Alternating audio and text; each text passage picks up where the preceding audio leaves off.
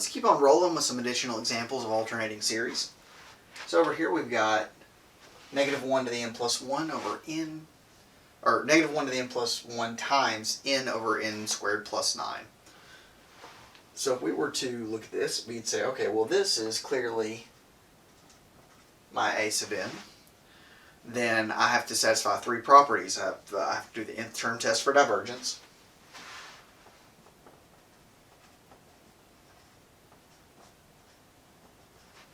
So if you do that, you're going to get sort of a, infinity over infinity. So we apply L'Hopital's rule.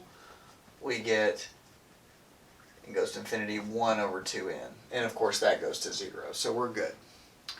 Now in the second one, we have to say, all right, is this thing positive for all values of n? Well, yeah, of course, right? The n squared, that's always positive. Plus 9, that's going to always be positive. And then n is positive for all positive inputs, which, again, we start at 1, so we're not worried about that. So we're good there. Now the next one is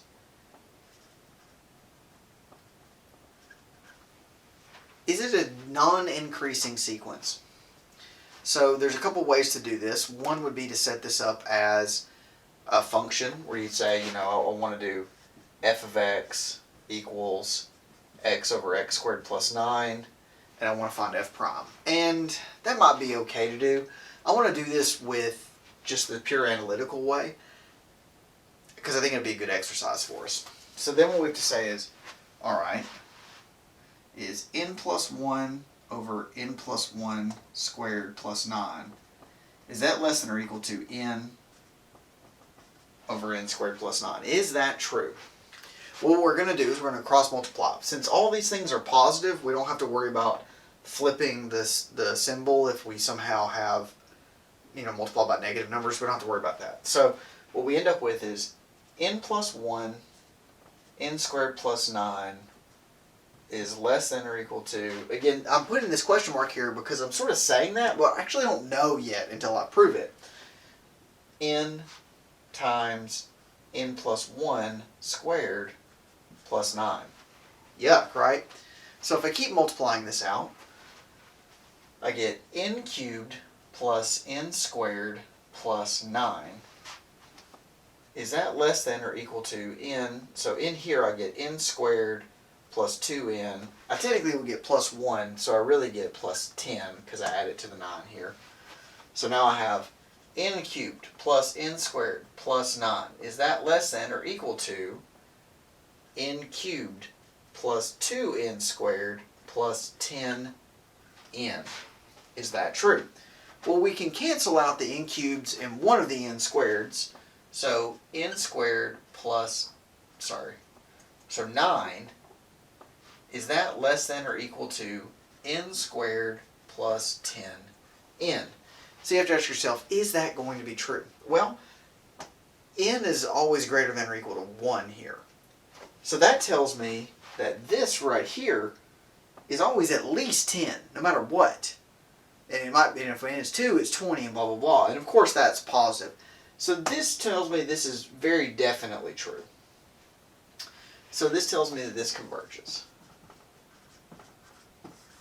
And that was a lot of work. In this particular case, it probably would have been easier to just take the derivative using the quotient rule and then determine, whether or not that's always positive or not. But hey, you never know, right? It's always good to practice different techniques. Now over here we have negative 1 to the n over n to the 3 halves. So we could say, oh, well, that's an alternating series. And that's true, we could. But what I want to do here is I want to use the absolute convergence. So this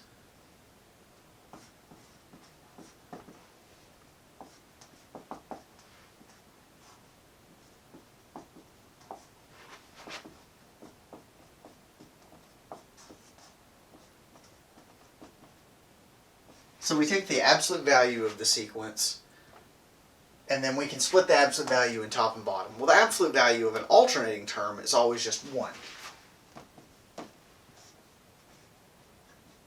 And the bottom will also, the absolute value will disappear because n is positive. So positive value raised to an exponent is always a positive number, so therefore we don't have to write it with an absolute value. So what about this series?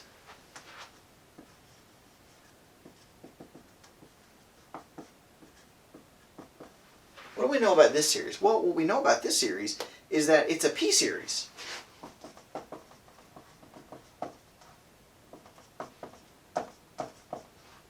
And 3/2 is larger than 1, so if it's larger than 1, it's guaranteed to be convergent. So we know that this series converges. Not only does it converge, it absolutely converges. So don't think of absolutely in the case of like definitely or assuredly. Think of absolutely in the case of absolute value. So in math courses, when you hear something absolutely, what they're generally referring to is the absolute value of that thing. It can be a little confusing, but if you can kind of wrap your head around that terminology, it'll help you when you see it in textbooks or in videos or whatnot.